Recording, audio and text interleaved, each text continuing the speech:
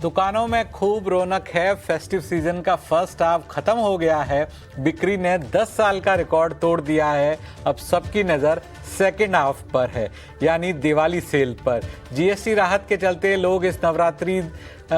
लोगों ने इस नवरात्रि दिल खोलकर खरीदारी की। सोने चांदी से ले के जेवर से लेकर इलेक्ट्रॉनिक, ऑटोमोबाइल और फैशन सेक्टर में हर जगह खरीदारों की जबरदस्त भीड़ देखने को मिली। बाजारों में रौनक लौट आई है। दुकानदारों के चेहरे मुस्कुरा रहे हैं। माल सस्ता होने से ग्राहकों में त्योहार की खुशियां साफ झलक रही है। अब सबकी निगाहें धनतेरस और दिवाली पर टिकी है, जहां इस बार जबरदस्त खरीदारी की उम्मीद जताई जा रही है। व्यापार जगत को भरोसा है कि हर सेक्टर में बिक्री के नए रिकॉर्ड बन सकते हैं। कुल मिलाकर कहा जा सकता है कि इस नवरात्रि ने त्योहारी सीजन की शानदार शुरुआत कर दी है और अब बाजार तैयार है दिवाली पर धमाका करने के लिए।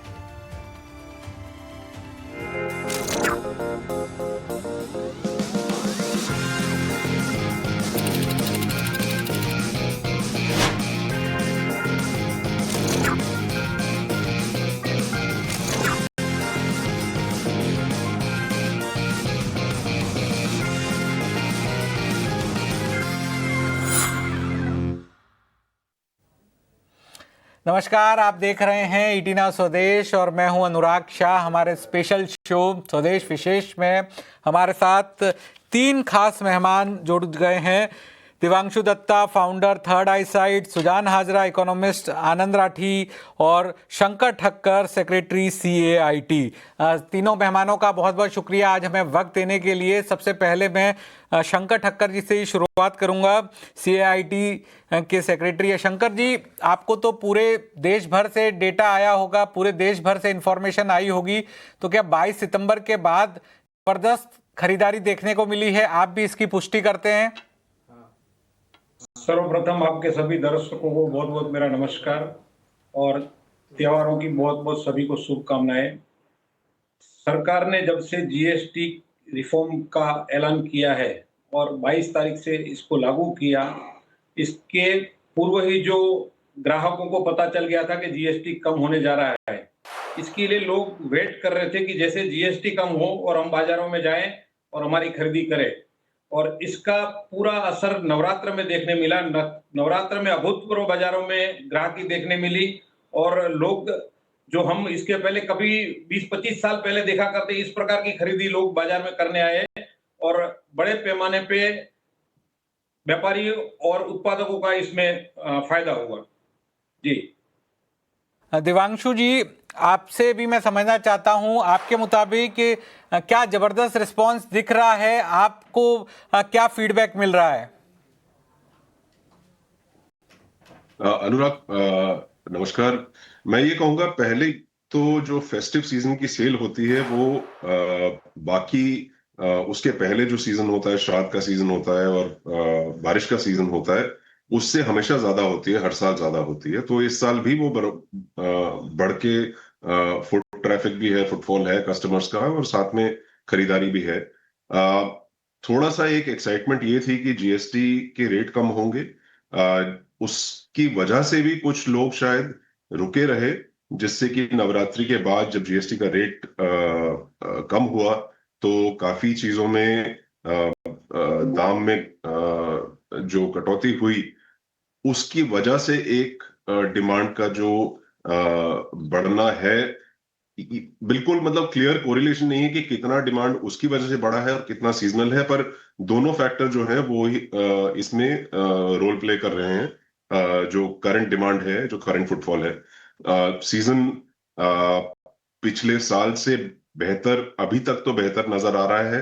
आगे 2-3 हफ्ते और 4 हफ्ते और देखेंगे किस तरह से चलेगा।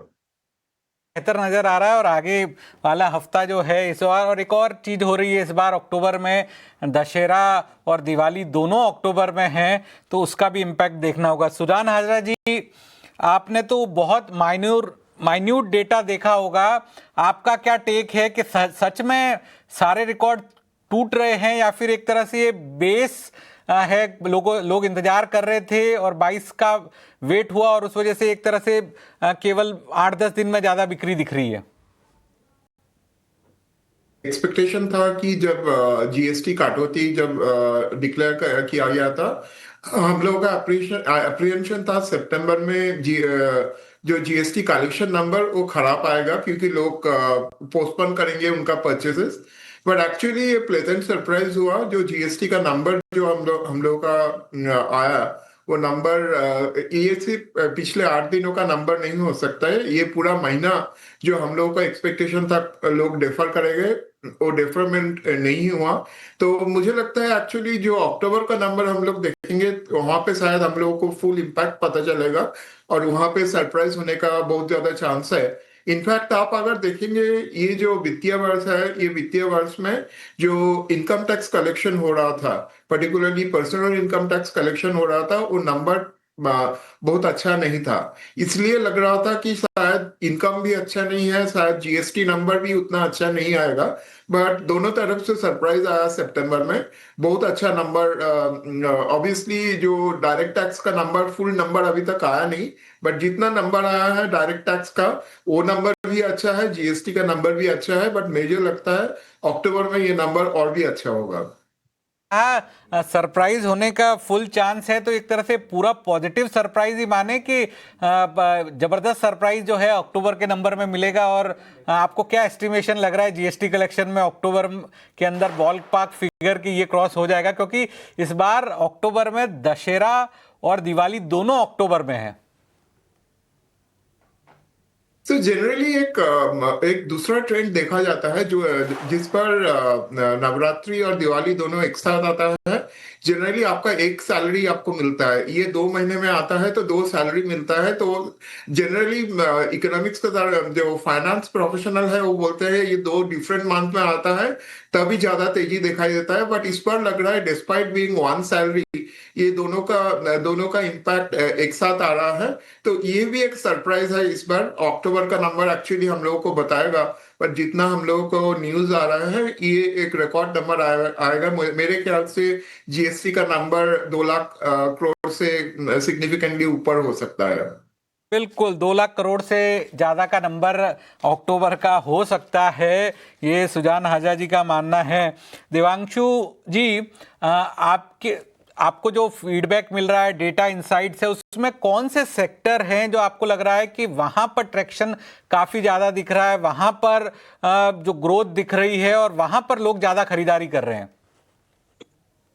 देखिए, सीजन में बड़े आइटम्स का जो रेट जिसमें गिरावट आई है, जीएसटी के रेट में गिरावट आई है, दामों में गिरावट आई है, उससे बहुत फर्क पड़ता है। क्योंकि हर यूनिट आइटम जो है वो भारी पड़ता है हाउस होल्ड को। तो चाहे वो गाड़ियां ले लें, चाहे वो इलेक्ट्रॉनिक्स ले लें, फोन, मतलब हर टाइप की जो ज्यादा वैल्यू के आइटम है उस पे जरूर फर्क पड़ा है। मैं एक चीज और कहना चाहूंगा कि ऐसी चीजें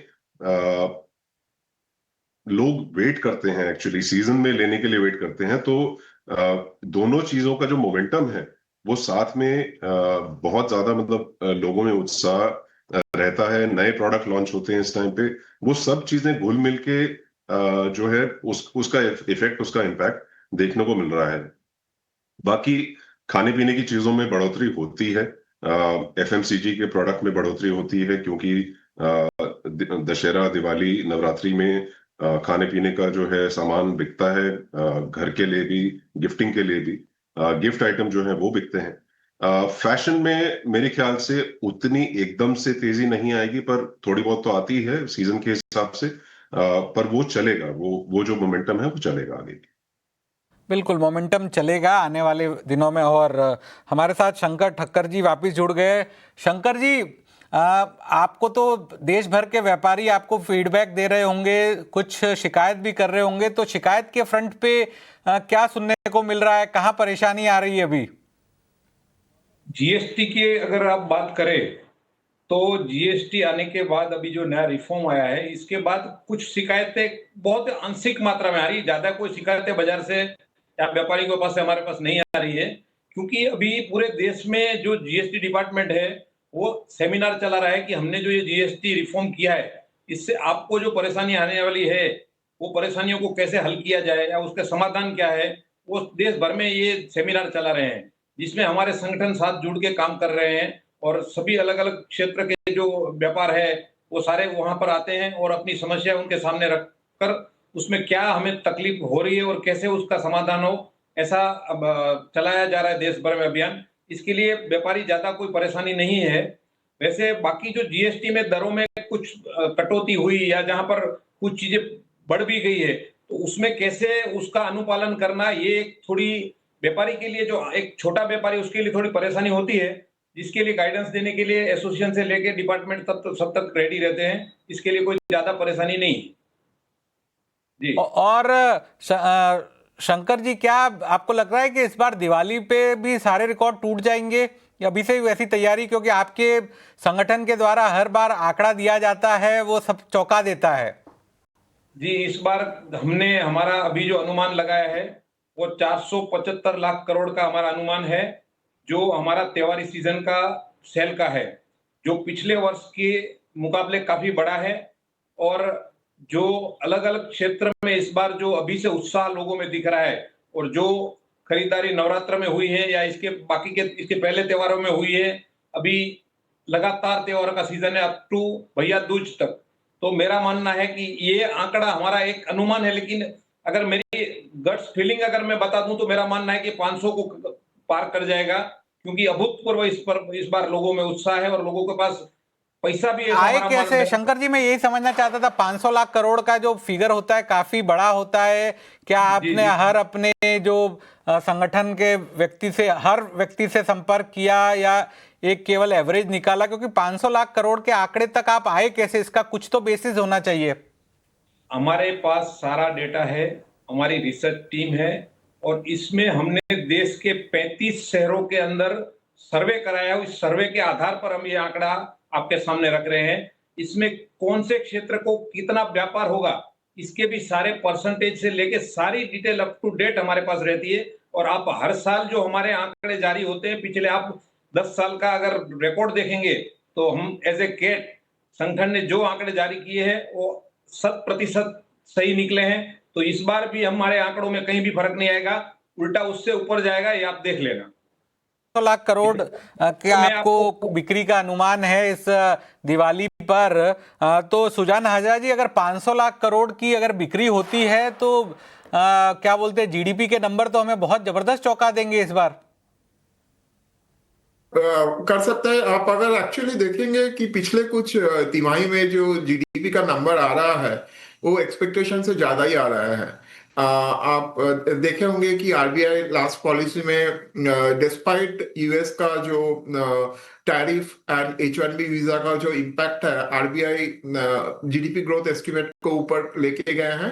तो मुझे लगता है कि हम लोग इनिशियल एस्टिमेट जो करते हैं और ये क्वार्टर ओवर क्वार्टर हम लोग देख रहे हैं, ये ईयर ओवर ईयर देख रहे हैं कि सरप्राइज क्वेश्चन बढ़ रहा है। Indian consumer actually is behaving much better. वो इससे जो एक्सपेक्टेशन था उससे ज्यादा ही आ रहा है। सो कहीं ना कहीं हम लोग स्ट्रक्चरली जो इम्प्रूवमेंट हो रहा है, जो इनकम डिस्ट्रीब्यूशन जो चेंज हो रहा है, people are moving from low income to lower middle to upper middle to rich.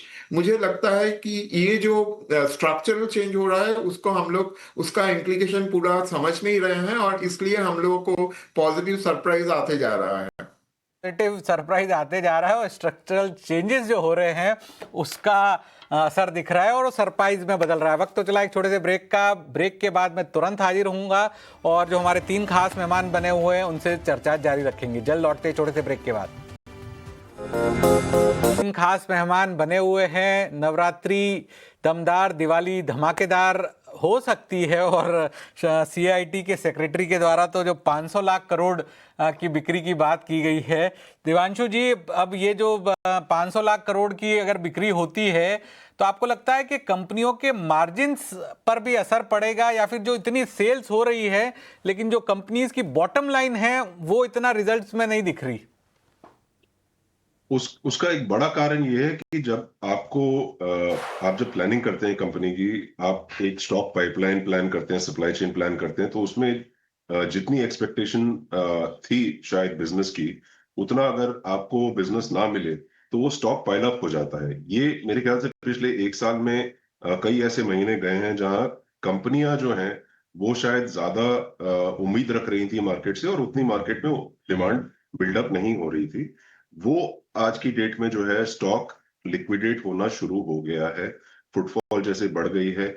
एक बेस इफेक्ट का जो इफेक्ट होता है पीछे, अगर थोड़ी डिमांड जो है वो कम थी, आज की डेट में वो डिमांड बढ़ गई तो इमीडिएटली उसका इफेक्ट आ जाता है और उसका फाइनेंशियल इंपैक्ट जो है वो इस हाफ में दिखेगा।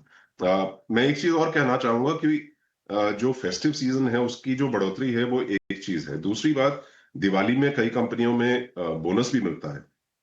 उसको प्लान करके अगर देखें तो अक्टूबर का महीना जो है वो इस साल बहुत ही ज्यादा महत्वपूर्ण है, क्योंकि इसमें सैलरी तो मिलेगी, बोनस भी मिलेगा, सीजन भी ठीक है, जीएसटी का जीएसटी में भी कटौती है, प्राइसेस में कटौती हुई है, तो ये सब मिलजुल के जो है कंपनीज को भी थोड़ी राहत मिलेगी। उसका जो फाइनेंशियल इंपैक्ट होगा बैलेंस शीट में वो सेकेंड हाफ में उनका देखने को मिलेगा। दूसरा एक चीज और मैं कहना चाहूंगा कि हमारे देश में कंजम्पशन जो है वो एक बहुत बड़ा फैक्टर है हमारे जीडीपी ग्रोथ में, और वो अगर हम देखें, उसका जो इम्पैक्ट देखें वो हमें अब देखने को मिलेगा। 60% से ज्यादा जो है हमारा जीडीपी वो कंजम्पशन लेड है। उसकी वजह से जो इम्पैक्ट आता है वो सिर्फ एक पॉइंट नहीं होता, वो पूरे चेन में कैस्केड होता है। तो सिर्फ रिटेल कंपनियां या ब्रांड ही नहीं बेनिफिट करेंगे इससे, जो उनके पीछे भी हैं, जो उनकी सप्लाई चेन में, सबको बेनिफिट इसका मिलेगा और वो फाइनेंशियल्स में दिखना शुरू होगा। शुरू होगा। सुजान हाजरा जी, आपने शुरुआत में कहा कि जो डायरेक्ट टैक्स के नंबर वगैरह आ रहे थे वो थोड़ी निराशा दे रहे थे कि अब जीएसटी नंबर भी डाउन होना शुरू होगा, और अब जीएसटी रिफॉर्म के बाद आप कह रहे हैं कि हमें अक्टूबर में पॉजिटिव सरप्राइज मिलेगा। लेकिन जब सैलरी फ्रंट पे बात करें, चलिए इस बार तो बोनस वगैरह होगा, लेकिन आगे की महीने की बात करें, नवंबर दिसंबर की बात करें, तो वहां पर इतनी जो परचेजिंग पावर जो है वो पब्लिक एट लार्ज बनी रहेगी क्या? हाँ, बनी रहेगी।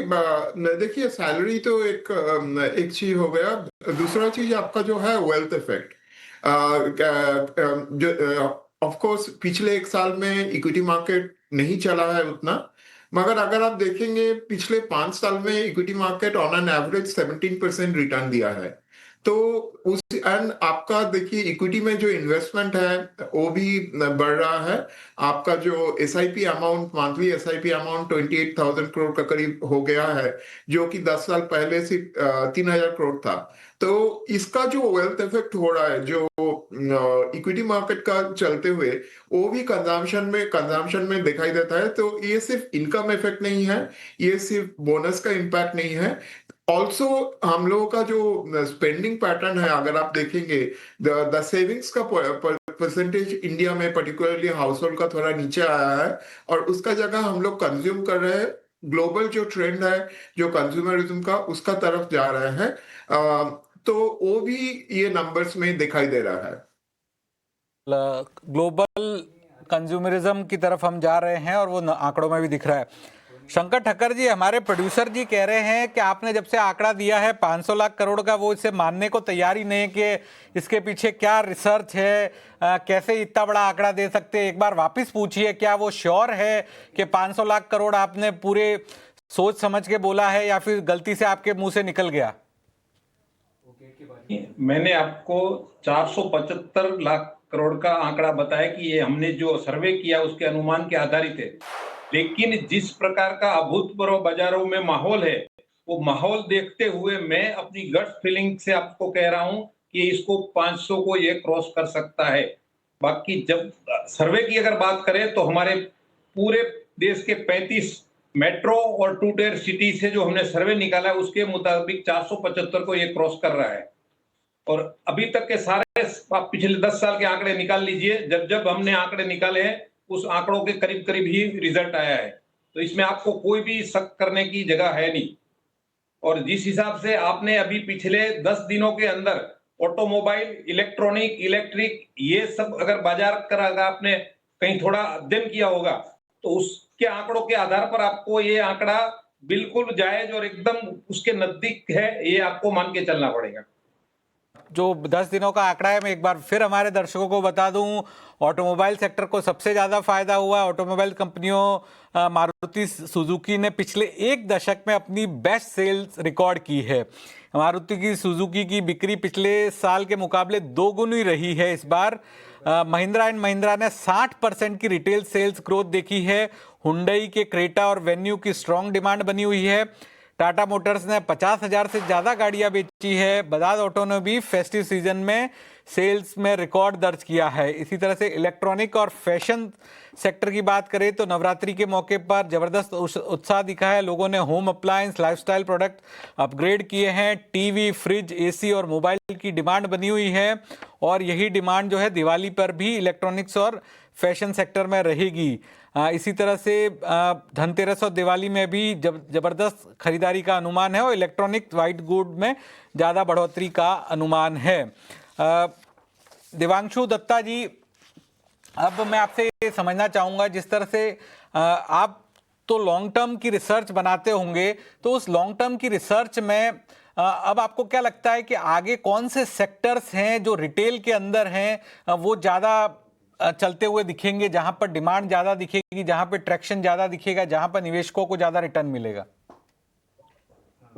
देखिए, लॉन्ग टर्म के हिसाब से देखें तो हमारा जो कंजम्पशन पैटर्न है वो आज की डेट में भी बहुत ज्यादा अपर इनकम की तरफ डिपेंडेंट है। हमारे जो अर्बन क्लास है, अपर इनकम क्लास है, वो शायद 50% या उससे ज्यादा जो है वो कंजम्पशन को कंट्रीब्यूट करते हैं। वहां पे पर जो ग्रोथ हो रही है उसमें फैशन, लाइफस्टाइल के प्रोडक्ट्स जितने भी हैं, ब्यूटी, वेलनेस, ये सब चीजें जो हैं, क्योंकि डिस्पोजेबल इनकम हर साल बढ़ रही है, डिस्क्रिशनरी इनकम हर साल बढ़ रही है और उसका जो है उसको मैं कहूंगा मॉप अप करने के लिए ब्रांड्स भी बहुत होती है, वो अपना मार्केट खुद बनाती है। तो आप देख लीजिए पिछले 2-3 साल में, 4 साल में कितने ब्यूटी ब्रांड्स लॉन्च हुए हैं और भी हो रहे हैं, पाइपलाइन में और भी हैं जो कि इंटरनेशनल ब्रांड्स हैं, डोमेस्टिक ब्रांड्स हैं।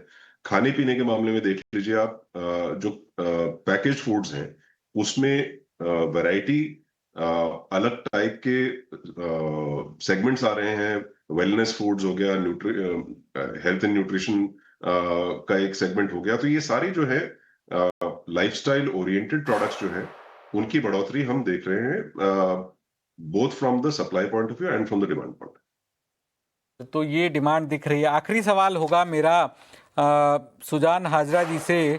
सुजान जी, ये तो हम आप देख रहे हैं, लेकिन इसमें आपको क्या लगता है कि टैरिफ का, एआई का और क्या क्या नेगेटिव चीजें जो है, जो ये जो डिमांड का पुश हमें दिख रहा है कि बना हुआ है, उसको शायद थोड़ा डिरेल भी कर सकती है? मुझे नहीं लगता है कि एक्सटर्नल फैक्टर हम अपने लिए उतना बड़ा इम्पैक्ट रखता है, क्योंकि आप अगर देखेंगे पिछले 4 साल में बहुत इंडिया का एक्सपोर्ट टू जीडीपी रेशियो और इंपोर्ट टू जीडीपी रेशियो दोनों नीचे आया है। तो बेसिकली इंडिया का डिमांड डिपेंड करता है डोमेस्टिक डिमांड का ऊपर। यहाँ पे अगर रियली अपना कोई रिस्क है तो रिस्क है in terms of employment situation. We know India का ऑलरेडी जो वर्कफोर्स है वो 55 करोड़ का वर्कफोर्स है और वो since we have a young population it's growing by 2.2% every year. तो आपको हर महीना में कम से कम 10 लाख नया नौकरी का जरूरत है, जिसका वजह से जो भी ज्वाइन कर रहे हैं वर्कफोर्स, तो उतना नौकरी तो आज हो रहा है, बट इसका सस्टेनेबिलिटी सबसे बड़ा चैलेंज है एंड वर्कफोर्स का जो स्किल रिक्वायरमेंट है वो चैलेंज है। तो मुझे नहीं लगता है कि टैरिफ और ये H1B इंडिया के लिए उतना बड़ा इम्पैक्ट कर सकता है। जो इम्पैक्ट कर सकता है वो domestic job situation, income situation, उसका इम्पैक्ट आ सकता है। इनकम सिचुएशन ही इम्पैक्ट कर सकता है, एक्सटर्नल फैक्टर्स का इतना असर नहीं पड़ेगा। आप तीनों मेहमानों का बहुत बहुत शुक्रिया, दिवांशु दत्ता जी का, सुजान हाजरा जी का और शंकर ठक्कर जी का। आप तीनों ने जो अपने बात कही, विश्लेषण दिया और जिस तरह से लग रहा है कि इस बार सरप्राइज होगा, मैं अक्टूबर के जो नंबर आएंगे जीएसटी कलेक्शन के भी, वो 2 लाख करोड़ के पार हो सकते हैं और CIIT का जो अनुमान है कि 475 लाख करोड़ तक की सेल्स इस बार हो सकती है। तो बहुत बहुत शुक्रिया आप सभी का ET नाउ स्वदेश के स्पेशल शो में। फिलहाल इतना ही, लेकिन बाकी खबरों के लिए आप बने रहिए ET नाउ स्वदेश के साथ।